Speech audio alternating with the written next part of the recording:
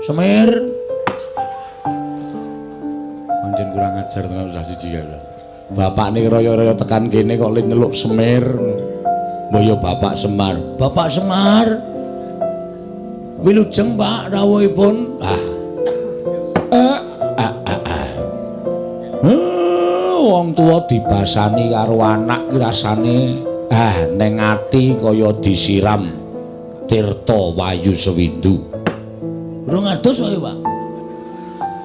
Sing ngomong rung adus apa? Iki mau kok arep siram. Atiku rasane kaya disiram tirta wayu sewindu. Anyes. Oh. Slamet tekaku, Dole, Bagong. Aku ngaturake pamujiku Tampanana ya cah bagus. Kula pundi nggo jimat paripe ndayanana ing kasantosan. Amawa ana kabagyaning gesang kula. Bapak. Pripun prayogaken nggih, Pak? Iya. Ya ming aku gumun kowe iki dadi anake Semar kok. Seprana seprene manggon ning kene kok lincak ora ganti-ganti. Nganti mbok tembel nganggo blabak kaya ngene iki.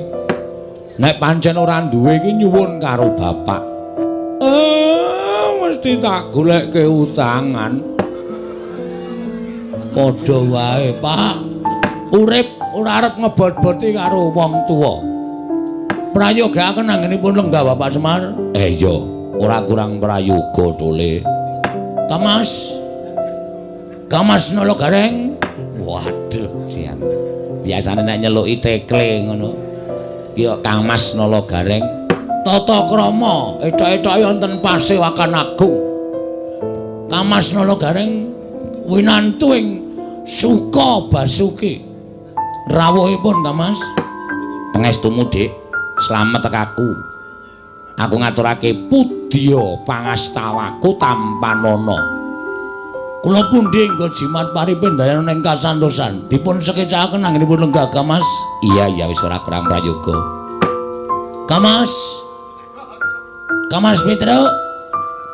Wilujeng rawuhipun Kamas. Wah, anteng atiku, Gong. Ayem anteng. Aku tok basane iki kaya anguk-anguk lawanging swarga. Empuk gek mati. Lho. Tegese iki ayeme atiku prasasat kabagyan kaya anguk-anguk lawanging swarga. Mengkono ka, Mas. Slamet to, Di. Pangestumu.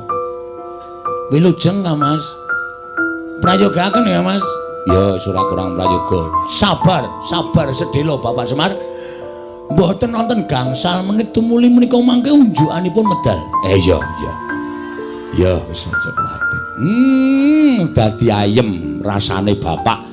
Bapak kuwi mlaku saka Karangkadempel, saka kelurahan tekan kene. Nek sing jeneng wong tuwa ki rak ya mesti ngelak. Sami, Bapak. Kula nggih ngoten.